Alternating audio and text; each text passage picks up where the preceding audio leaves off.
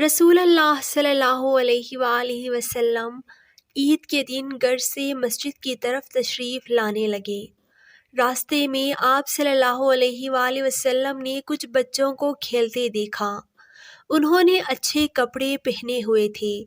بچوں نے سلام عرض کیا تو نبی علیہ الصلوۃ والسلام نے جواب ارشاد فرمایا۔ اس کے بعد آپ صلی اللہ علیہ وآلہ وسلم آگے تشریف لے گئے تو ایک بچے کو خاموشی کے ساتھ اداس بیٹھے دیکھا۔ آپ صلی اللہ علیہ وآلہ وسلم اس کے قریب رک گئے۔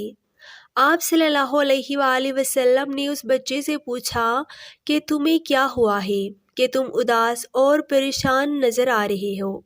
اس نے رو کر کہا، بسم اللہ الرحمن الرحیم۔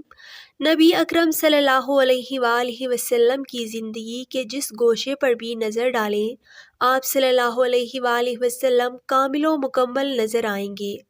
آپ صلی اللہ علیہ وآلہ وسلم کی ازدواجی زندگی کا جائزہ لیں تو آپ صلی اللہ علیہ وآلہ وسلم اپنی بیویوں کے ساتھ بہترین شوہر ہیں۔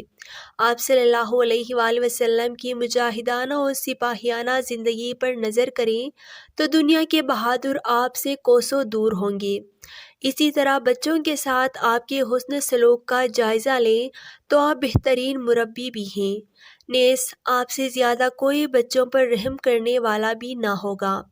آپ نے بچوں کے ساتھ نرمی، محبت، حسن سلوک اور شفقت کا درس نہ صرف اپنی تعلیمات ہی کے ذریعے دیا بلکہ اپنے عمل سے بھی اس کا ثبوت پیش فرمایا۔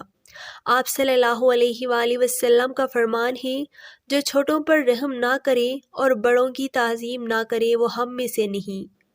اسی طرح آپ صلی اللہ علیہ وآلہ وسلم نے فرمایا، جو نرمی سے محروم ہے وہ تمام ہی خیر سے محروم ہے۔ جب آپ صلی اللہ علیہ وآلہ وسلم کے فرزند حضرت ابراہیم کا انتقال ہوا تو آپ بڑے غمزدہ تھے۔ آپ کی آنکھوں سے آنسو رواں تھے۔ حضرت عبد الرحمن بن عوف نے تعجب خیز لہجے میں پوچھا کہ آپ صلی اللہ علیہ وآلہ وسلم بھی رو رہے ہیں؟ آپ نے جواب دیا، اے ابن عوف، یہ رحمت ہے، بلا شبہ آنسو بہہ رہے ہیں، دل غم زدہ ہے، لیکن اس حالت غم میں بھی ہم وہی بات کہیں گے جس سے اللہ تعالیٰ راضی ہو۔ پھر آپ صلی اللہ علیہ وآلہ وسلم نے فرمایا، اے ابراہیم، ہم تمہاری جدائی سے غم زدہ ہیں۔ اس صورتحال کو دیکھ کر حضرت انس نے فرمایا، اہل و عیال پر آپ صلی اللہ علیہ وآلہ وسلم سے زیادہ مشفق میں نے کسی کو نہیں دیکھا۔ بچپن کا زمانہ بے شعوری و بے خیالی کا زمانہ ہوتا ہے۔ اس زمانے میں بچے بڑوں کے رحم و کرم کے محتاج ہوتے ہیں۔ بچے انہیں کو اپنا محسن سمجھتے ہیں جو انہیں اپنے قریب رکھتے ہیں۔ تربیت کا جو حسین موقع قربت و انسیت سے ممکن ہے، ڈانٹ ڈپٹ سے اس کی توقع بھی نہیں کی جا سکتی۔ اس لیے آپ صلی اللہ علیہ وآلہ وسلم کا حسن عمل یہی رہا کہ بچوں کو بالکل اپنے سے قریب رکھا، حتیٰ کہ بچوں کے کھیل کا بھی لحاظ کیا۔ اگر کسی موقع پر وہ نماز میں آپ صلی اللہ علیہ وآلہ وسلم پر سوار ہو گئے تو آپ صلی اللہ علیہ وآلہ وسلم نے ان کی ضرورت کی تکمیل کا بھرپور خیال رکھا۔ چنانچہ اپنے نوازوں سے آپ صلی اللہ علیہ وآلہ وسلم نے بھرپور محبت کا مظاہرہ فرمایا۔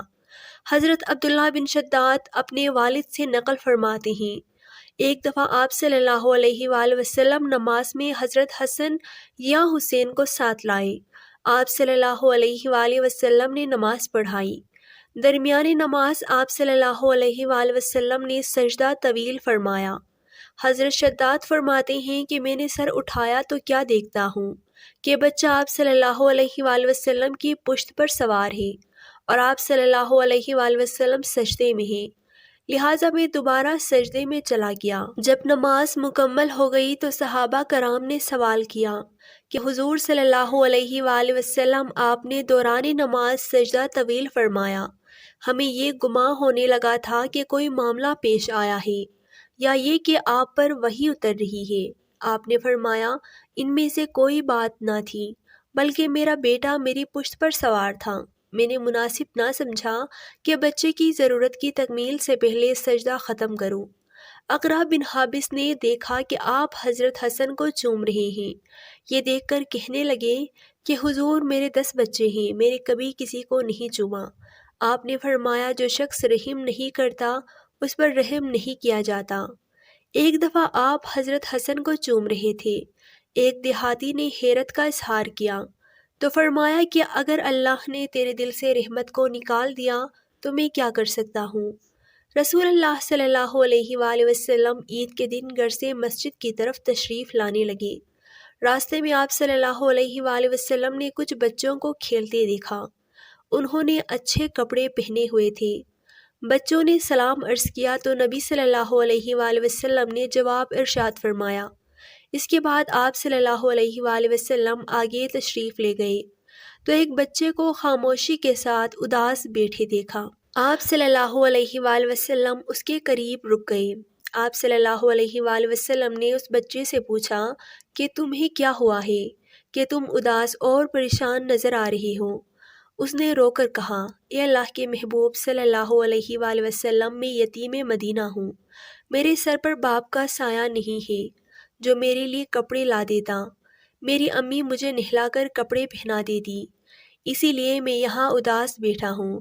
نبی کریم صلی اللہ علیہ وآلہ وسلم نے اسے فرمایا کہ تم میرے ساتھ آؤ۔ آپ صلی اللہ علیہ وآلہ وسلم اسے لے کر واپس اپنے گھر تشریف لائے اور سیدہ عائشہ صدیقہ سے فرمایا، حمیرہ، انہوں نے عرض کیا، لبیک یا رسول اللہ، اے اللہ کے رسول صلی اللہ علیہ وآلہ وسلم، میں حاضر ہوں۔ آپ نے فرمایا، اس بچے کو نہلا دو۔ چنانچہ اسے نہلا دیا گیا۔ اتنے میں نبی کریم صلی اللہ علیہ وآلہ وسلم نے اپنی چادر کے 2 ٹکڑے کر دیے۔ کپڑے کا ایک ٹکڑا اسے تہبند کی طرح باندھ دیا گیا اور دوسرا اس کے بدن پر لپیٹ دیا گیا۔ پھر اس کے سر پر تیل لگا کر کنگھی کی گئی، حتیٰ کہ جب وہ بچہ تیار ہو گیا اور نبی علیہ الصلوۃ والسلام کے ساتھ چلنے لگا تو نبی علیہ الصلوۃ والسلام نیچے بیٹھ گئے اور اس بچے کو فرمایا، آج تو پیدل چل کر مسجد میں نہیں جائے گا بلکہ میرے نبوت والے کندھوں پر سوار ہو کر جائے گا۔ نبی علیہ الصلوۃ والسلام نے اس بچے کو کندھوں پر سوار کر لیا اور اسی حالت میں اسے گلی میں تشریف لائے جس میں بچے کھیل رہے تھے۔ جب بچوں نے یہ معاملہ دیکھا تو وہ رو رو کر کہنے لگے، کاش ہم بھی یتیم ہوتے اور آج ہمیں بھی نبی کریم صلی اللہ علیہ وآلہ وسلم کے نبوت والے کندھوں پر سوار ہونے کا شرف حاصل ہوتا۔ نبی علیہ الصلوۃ والسلام جب مسجد میں تشریف لائے تو آپ صلی اللہ علیہ وآلہ وسلم ممبر پر بیٹھ گئے تو وہ بچہ نیچے بیٹھنے لگا تو نبی علیہ الصلوۃ والسلام نے اسے اشارہ کر کے فرمایا کہ تم آج زمین پر نہیں بیٹھو گے۔